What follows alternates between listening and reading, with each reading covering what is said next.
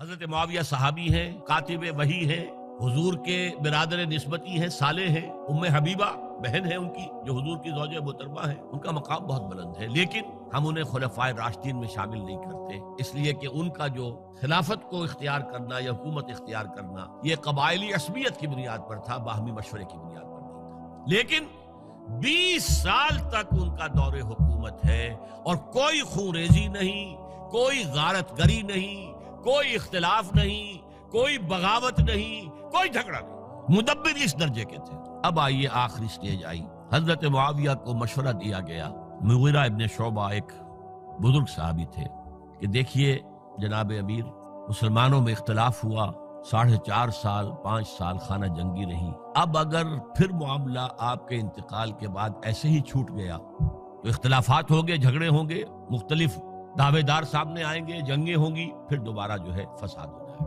آپ کسی کو نامزد کر دیجیے۔ اور پھر مشورہ دیا اپنے بیٹے یزید کو نامزد کر دیجیے۔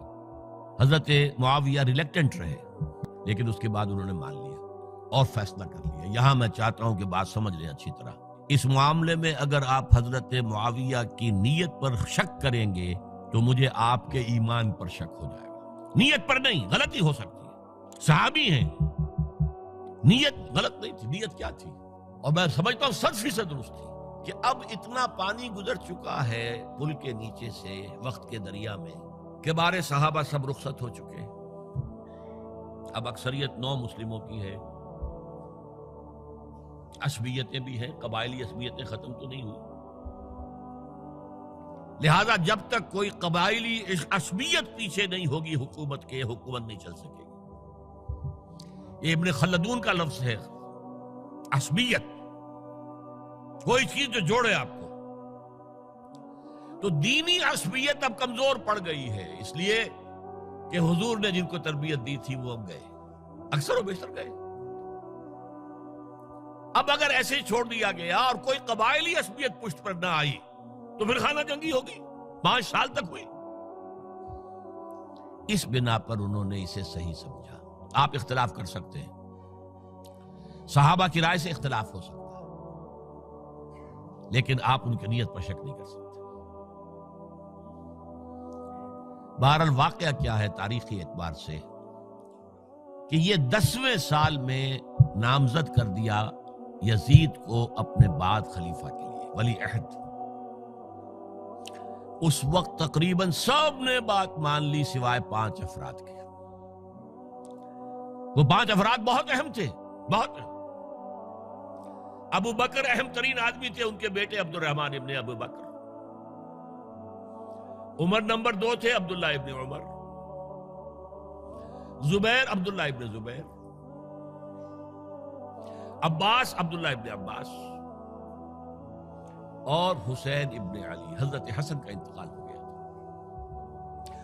اہل تشیع کا کہنا یہ کہ زہر دیا گیا، واللہ اعلم، میں کچھ نہیں کہہ سکتا، میں کوئی تاریخ کا محقق اس معنی میں نہیں، میں موٹی موٹی باتیں جانتا ہوں۔ بہرحال انتقال ہو گیا تھا، 5 آدمیوں نے نہیں مانا، لیکن دیکھیے یہ تھی تدبر کی بات حضرت امیر معاویہ کی۔ کوئی دباؤ نہیں ڈالا، کوئی جبر نہیں کیا، کوئی کسی کو نقصان نہیں پہنچایا کہ نہیں مان رہے تو یہ کر دیں، نہیں۔ دیکھیں گے جب وقت آئے گا۔ جب وقت آیا حضرت معاویہ کے انتقال کے بعد، اب ایک صاحب جا چکے تھے، حضرت عبد الرحمن ابن ابی بکر فوت ہو چکے، اب 4 رہ گئے، 3 عبادلہ، عبداللہ ابن عمر، عبداللہ ابن عباس، عبداللہ ابن زبیر، ایک حسین ابن علی رضی اللہ تعالی عنہم اجمعین۔ جب بیعت ہو گئی یزید کی تو اب ان کے درمیان اختلاف ہوا۔ یہ بات اچھی طرح سمجھ لیجئے، تاریخی حقائق، موٹے حقائق کو چھوڑ کر باریکیوں میں جب پڑھتے ہیں تو معاملہ غلط ہو جاتا ہے۔ موٹے حقائق کو سمجھیے، جیسے کہتے ہیں میکرو اکنامکس اور مائکرو اکنامکس۔ میکرو ہسٹری جو ہے، 2 ایک طرف ہو گئے، 2 ایک طرف ہو گئے۔ عبداللہ ابن عباس کی رائے ہوئی کہ اگرچہ یہ غلط کام ہوا ہے، یہ قیصر و کسریٰ کی سنت پر عمل ہو رہا ہے، لیکن یہ ایسی بڑی بات نہیں ہے کہ خونریزی شروع کر دی جائے اور امن و امان ختم ہو جائے۔ یہی بات عبداللہ ابن عمر کی ہو گئی، یہ دو تو ایک یکجا ہو گئے.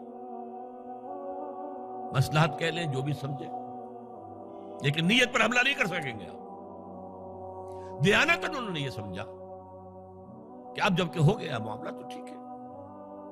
حرام مطلق تو کہیں نہیں لکھا ہوا قرآن کے اندر کہ بیٹا نہیں ہو سکتا، کہیں نہیں لکھا ہوا. بہرحال ان دو کی رائے یہ ہوئی کہ اگرچہ کام غلط ہے لیکن اتنا غلط نہیں ہے کہ اس کو چیلنج کیا جائے اور اس سے جو ہے خانہ جنگی شروع ہو جائے اور فساد شروع ہو جائے.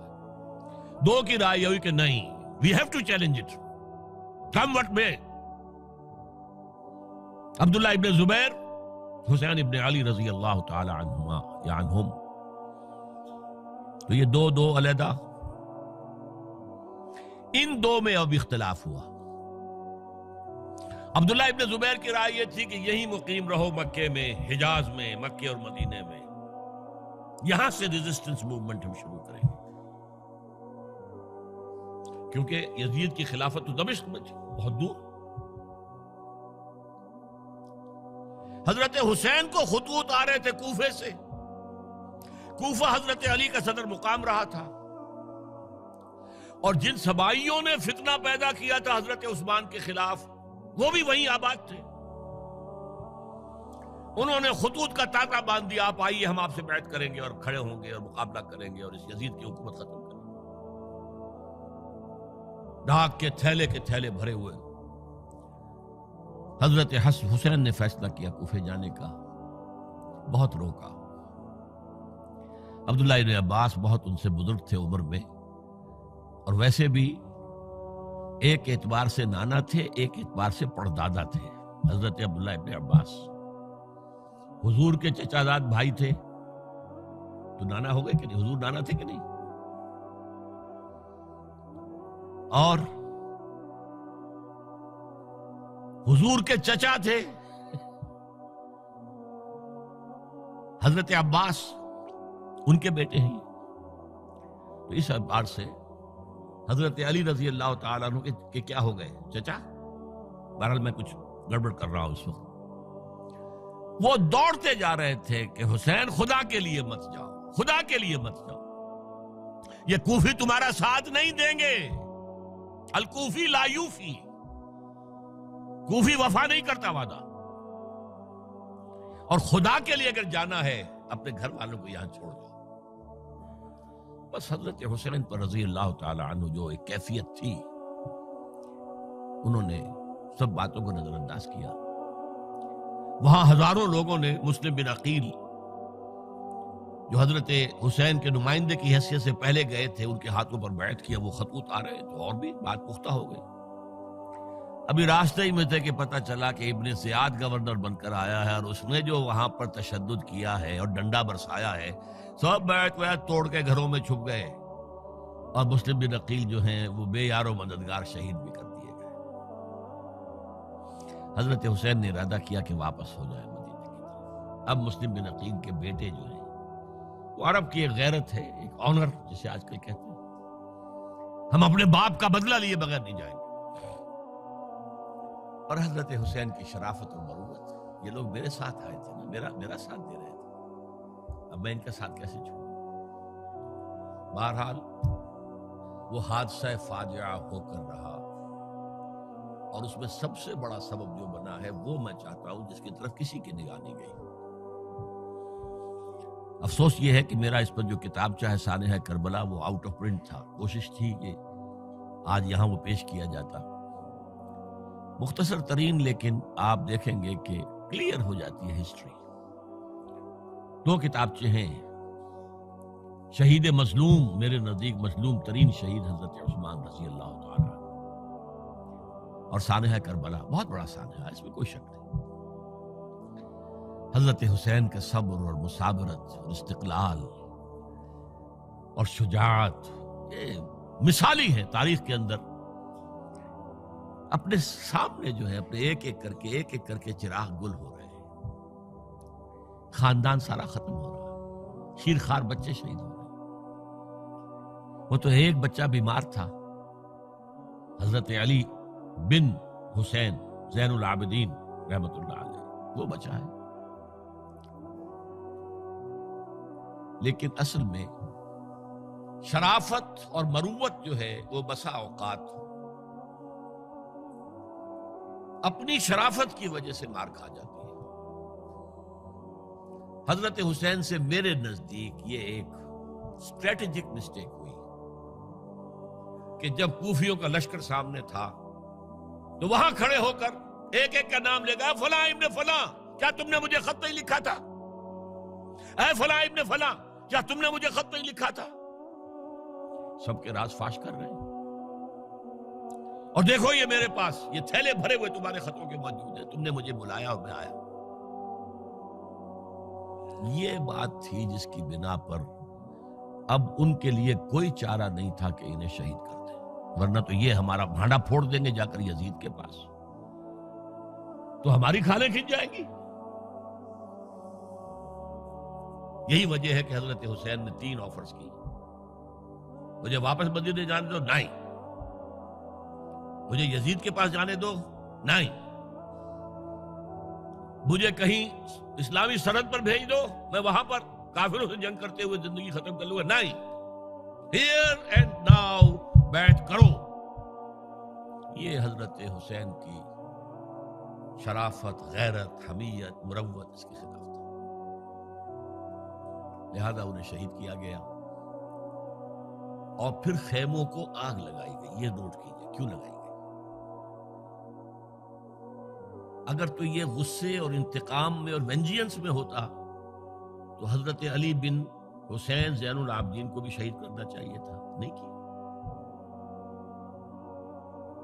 اگر یہ اس طرح کا معاملہ ہوتا تو خواتین کی بے حرمتی ہوتی، نہیں ہوئی۔ یہ خیمے کیوں جلائے؟ تاکہ وہ جو ایویڈنس ہے وہ ختم ہو جائے، ہمارے خلاف یہ جو ڈاکومنٹری پروف لیے پھر رہے ہیں، خیمے جلیں گے اور یہ تھیلے بھی جل جائیں گے اور یہ خود بھی جل جائیں گے اور ہم بچ جائیں گے۔ یہ ہے میرا تجزیہ۔ بہرحال اس میں کوئی شک نہیں کہ تاریخ انسانی کے عظیم حوادث میں سے وہ ہے، اور میرے نزدیک حضرت حسین رضی اللہ تعالیٰ عنہ کا اختلاف کر سکتا ہے، جو چاہے کرے، حضرت حسین سے اختلاف کرے اور اتفاق کرے حضرت عبداللہ ابن عمر، عبداللہ ابن عباس کے ساتھ، تب بھی ٹھیک ہے، اور اگر حضرت عبداللہ ابن عباس اور عبداللہ ابن عمر سے اتفاق کرے اور حضرت حسین ان سے اختلاف کرے، تب بھی شک ہے۔ معصوم کوئی نہیں، ہمارے نزدیک معصومیت خاصہ نبوت ہے، نبوت ختم ہوئی حضور پر، معصومیت ختم ہوئی۔ غلطی ہر ایک سے ہو سکتی ہے اور آپ رائے رکھ سکتے ہیں، لیکن کسی صحابی کی نیت پر حملہ نہیں کریں گے آپ۔ صحابی کی نیت پر حملے کا مطلب کیا ہے کہ محمد صلی اللہ علیہ وسلم تزکیہ نفس نہیں کر پائے، یہ ریفلیکٹ کرے گی حضور کی اس پوری کی پوری جد و جہد پر کہ شخصیت سازی نہیں کر پائے محمد صلی اللہ علیہ وسلم، نہیں، معاذ اللہ ثم معاذ اللہ ثم معاذ اللہ۔ بہرحال یہ ہے تاریخ کے اعتبار سے ہمارے ہاں جو عظیم ترین ذی الحج کے مہینے میں حضرت عثمان شہید ہوئے تھے، 28 ذی الحج کو حضرت عمر پر حملہ ہوا تھا، 1 محرم کو ان کی شہادت ہوئی تھی، 10 محرم کو یہ سانحہ کربلا پیش آیا تھا۔ یہ ہماری اس ابتدائی تاریخ کے اہم لینڈ مارکس سے جنہیں ہم شہادت کے نام سے جانتے ہیں، لیکن میں اب پھر دوبارہ کہوں گا کہ یہ اللہ کی راہ میں قتل ہوئے ہیں۔ وَلَا تَقُولُوا لِمَنْ يُقْتَلُ فِي سَبِيلِ اللَّهِ أَمْوَاتٌ بَلْ أَحْيَاءٌ وَلَكِنْ لَا تَشْعُرُونَ وَلَا تَحْسَبَنَّ الَّذِينَ قُتِلُوا فِي سَبِيلِ اللَّهِ أَمْوَاتًا بَلْ أَحْيَاءٌ عِندَ رَبِّهِمْ يُرْزَقُونَ۔ لیکن وہ شہادت علی الناس کی ذمہ داری جو مجھ پر اور آپ پر ہے، حضرت حسین کو یاد کر لیں، حضرت عثمان کو یاد کر لیں، ان کے لیے کوئی رنج اور غم کا اظہار کر لیں، اس سے کچھ حاصل نہیں ہے۔ حاصل تو یہ ہے کہ شہادت علی الناس کی تیاری کیجئے، اپنی ذاتی زندگی میں آج سے گواہی دیجئے اللہ کے بندے ہونے کی، اپنے عمل میں، اپنے قول میں، اور کوشش کیجئے کہ مل جل کر اس ملک کے اندر وہ نظام برپا کریں کہ جو شہادت علی الناس دین حق کے ایک کامل نمونے کے طور پر دنیا پر حجت قائم کر دے کہ دیکھ لو اپنی آنکھوں سے، یہ ہے وہ دین حق جو محمد لے کر آئے تھے۔ اللہ تعالیٰ مجھے اور آپ کو اس کی توفیق عطا فرمائے۔ باقی یہ کہ یہ کیسے ہوگا، اس پر تو میری کتابیں پہلے بھی تقاریر میں کر چکا ہوں، وہ منہج انقلاب نبوی. ہمارے ساتھ جڑے رہنے کے لیے ہمارا چینل سبسکرائب کریں.